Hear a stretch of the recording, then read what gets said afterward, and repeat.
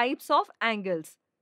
Students, there are three types of angles: right angle, acute angle, and obtuse angle. Let us study them in detail. Right angle. Students, look, we see a right angle between two adjoining sides of a window. विंडोच्या adjoining sides म्हणजे लगतच्या कडांमध्ये जो shape तयार होतो त्याला right angle म्हणतात. Likewise, two adjoining sides of a book make a right angle. असाच shape तुमच्या बुकच्या टू adjoining साइड्समध्येही पाहायला मिळतो.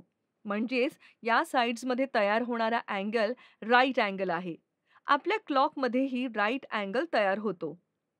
आपल्या क्लॉकमध्ये 3 वाजतात, तेव्हा स्मॉल हँड म्हणजेच आवर हँड 3 वर असतो आणि बिग हँड म्हणजे मिनिट हँड 12 वर असतो.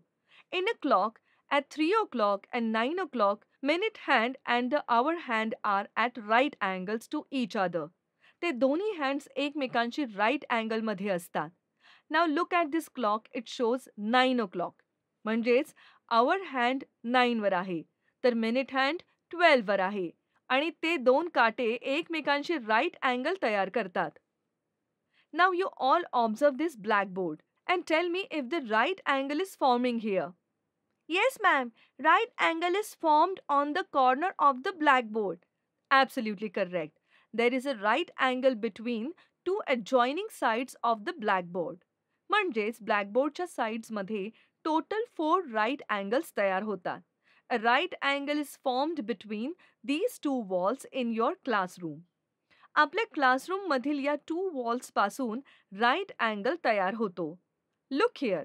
There is a right angle between two blades of the scissors. Acute angle.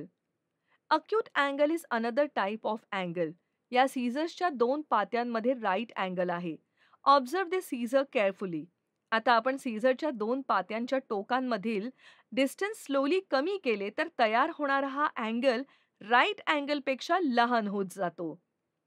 Angle which is smaller than a right angle is called an acute angle. Right अँगलपेक्षा लहान अँगलला acute angle म्हणतात. Now look at this clock. Angle forming between these two hands of the clock is an acute angle, and this angle is smaller than the right angle. That is why we call this angle an acute angle. Obtuse angle. Obtuse angle is yet another type of angle. An angle that is bigger than a right angle is called an obtuse angle. Right अँगलपेक्षा मोठ्या अँगलला obtuse angle असे म्हणतात. Students, look at the scissors carefully. आता या right angle असलेल्या सीझर्सच्या 2 पात्यांमधील डिस्टन्स स्लोली इन्क्रीज केले म्हणजे वाढवले तर तयार होणारा अँगल हा नेहमीच राईट अँगलपेक्षा मोठा असेल. Which means this is an obtuse angle. Now look at this clock. या 12 वाजून 20 मिनिट्स झाली आहेत. या दोन्ही हँड्समधील डिस्टन्स हे राईट अँगलपेक्षा मोठे आहे. म्हणजेच या हँड्समध्ये ऑब्ट्यूस अँगल तयार झाला आहे.